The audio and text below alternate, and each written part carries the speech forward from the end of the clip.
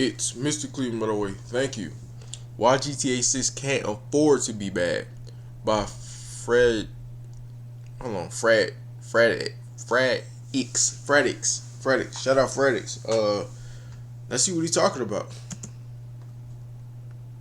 When the industry gave in to greed, Rockstar stood as the last fortress. While microtransactions took over and single-player games were left to die, they delivered Red Dead Redemption 2, a risky, uncompromising...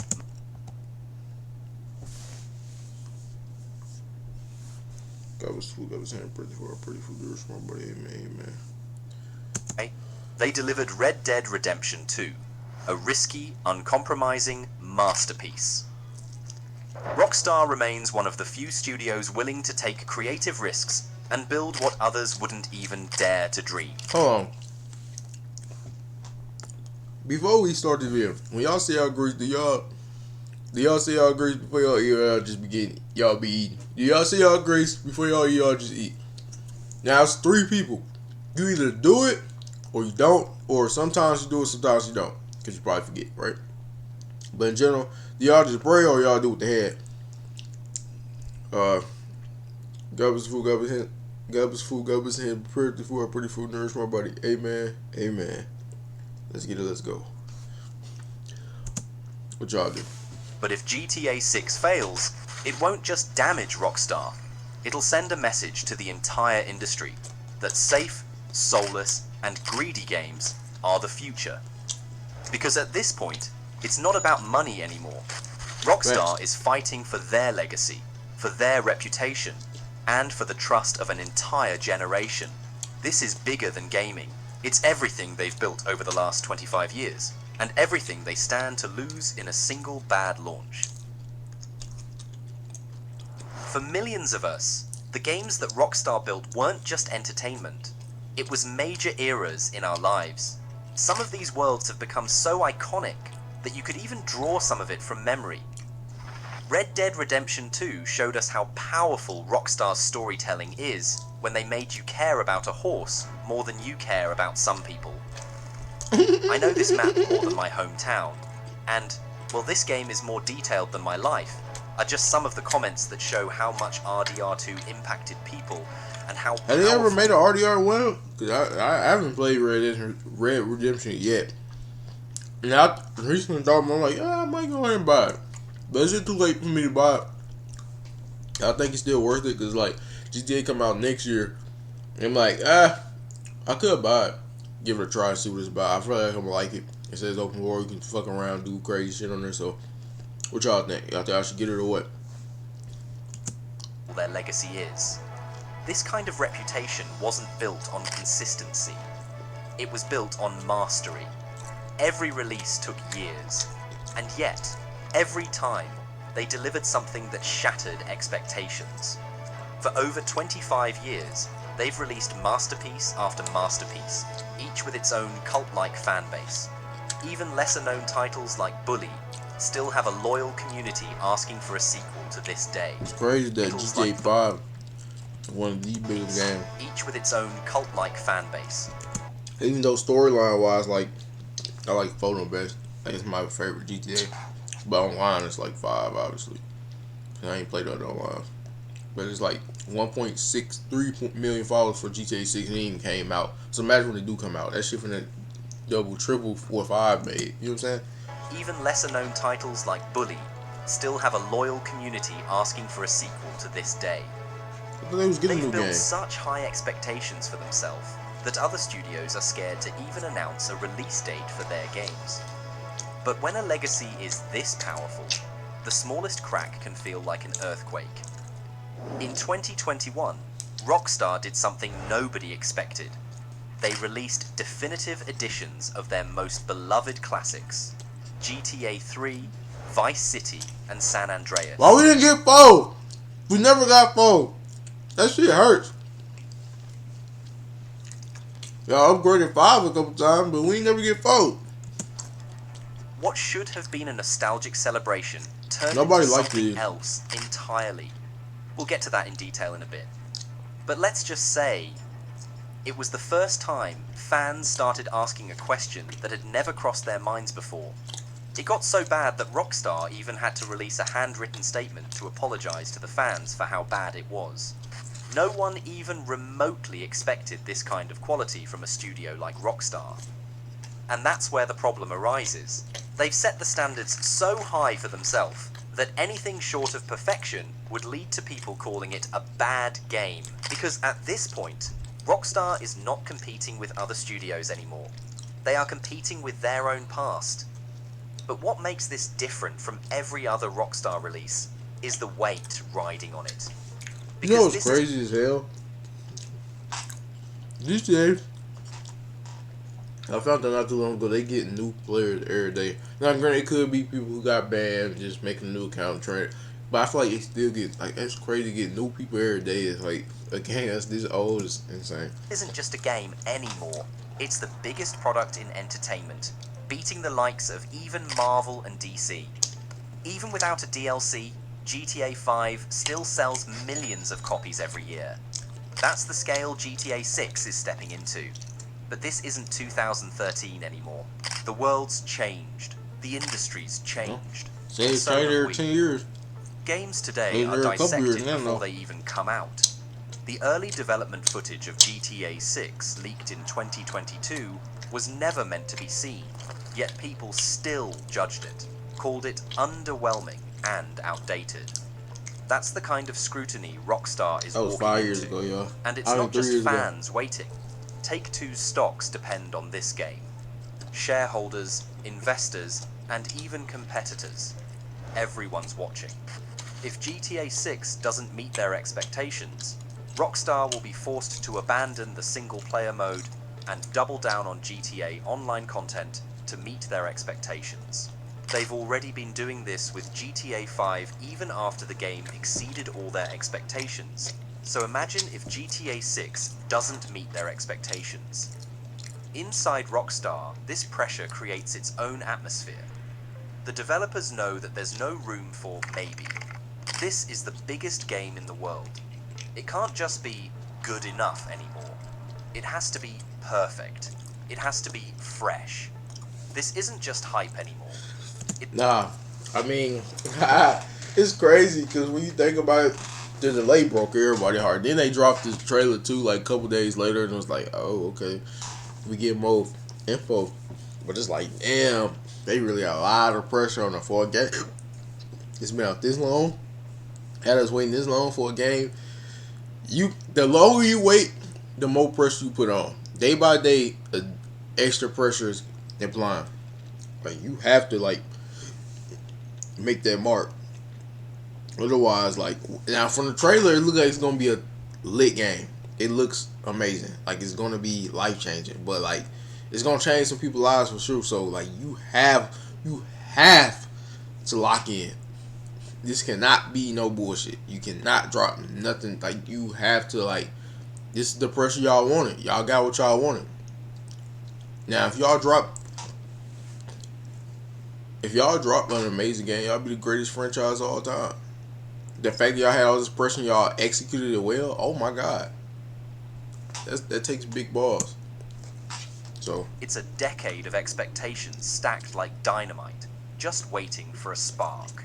Because when something this big fails, it doesn't just go away. It gets remembered. Yeah. For all the wrong reasons. And Rockstar knows this better than anyone. In 2021, Rockstar announced something that should have been a dream come true. The definitive edition of GTA 3, Vice City, and San Andreas. But behind the scenes, Rockstar didn't handle it themselves. They handed it off to a small studio called Grove Street Games. A studio best known for porting mobile versions of games was now responsible for remastering 3 of the most iconic games of all time. And instead of rebuilding them with care, they cut corners. You see, Grove Street Games ported the original games from Renderware Engine into Unreal Engine 4 for the mobile port of these games. And when they were tasked with making the definitive edition, they used AI upscaling on decades-old textures and implemented some new lighting effects to make it look more modern. This lazy approach backfired heavily, as the game was filled with bugs and glitches, and Rockstar faced heavy backlash for such a lazy remaster. It honestly just felt like a cheap mod with a $60 price tag. The trilogy was supposed to honor Rockstar's legacy. Instead, it just put a big hole in it. This is exactly why Rockstar can't afford to mess up GTA 6. And if you're into stories like this... Hey, what if they did this shit on purpose, though? Just to like, alright, we fucked up, guys, but we got a banger for them.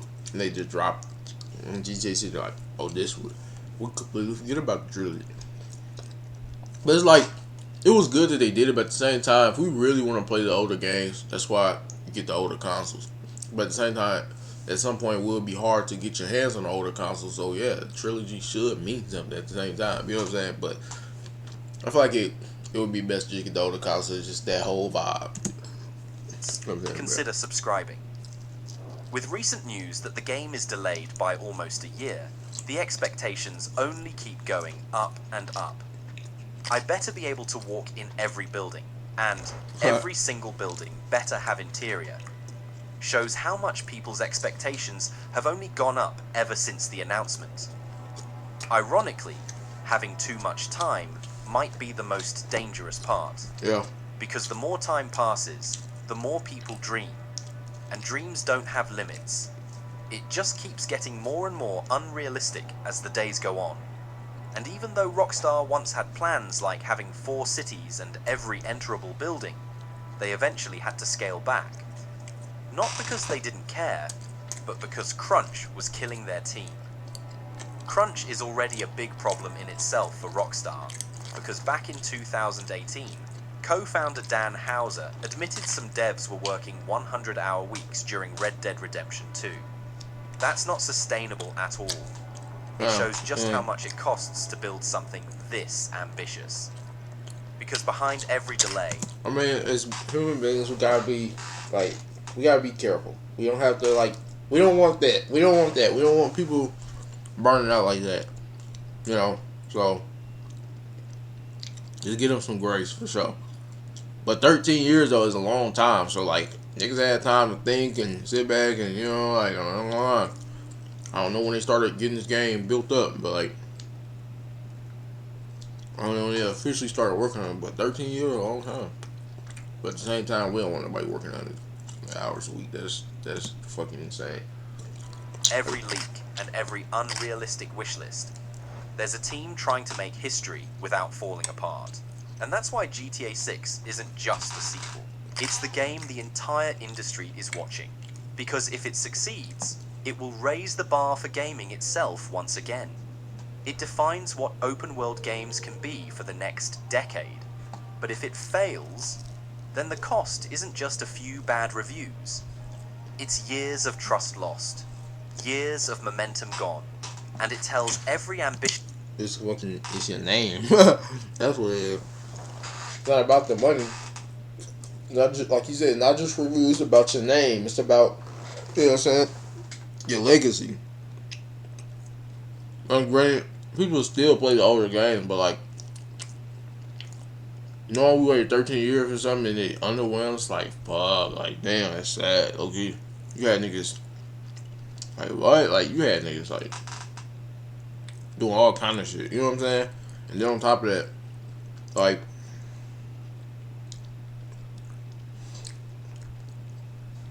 yeah, they can't fuck up this game. They just can't. Like, nah.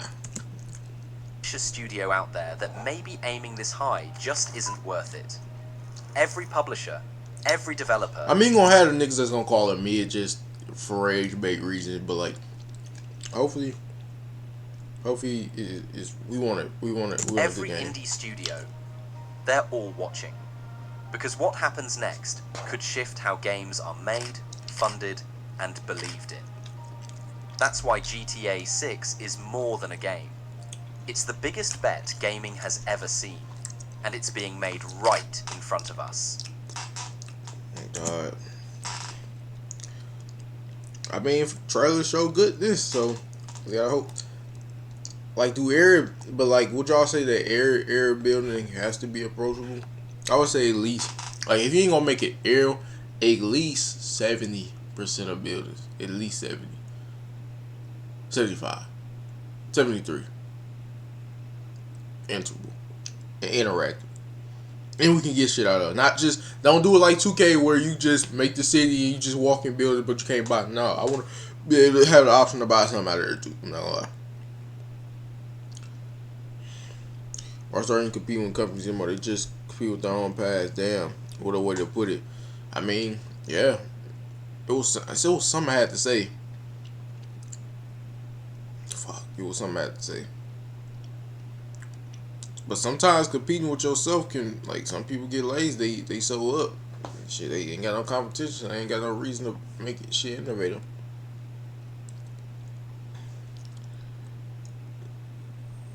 That's why I'm not even mad if it any delays or anything. Rockstar need more time to be creative geniuses. We all have to stay alive until next year. It's a good thing. It's not being delayed. It's secure about quality and expectations. Remember, the slower you cook, the better it tastes. American Dad. But yeah, I mean, they got some expectations. It can't be a bad game. It can't. It can't. It might completely fall off. It might be over with for them. Yeah, they probably can make other games that they can get the first place title, but shit. Falling off ain't an option. Underwhelming ain't an option. Having a mid game ain't an option. It can't even be mid. It can't even be decent. It can't even. It can't even. It can't be good. It can't even be great. It gotta be fucking astronomical. But off that, it's goofy vid like.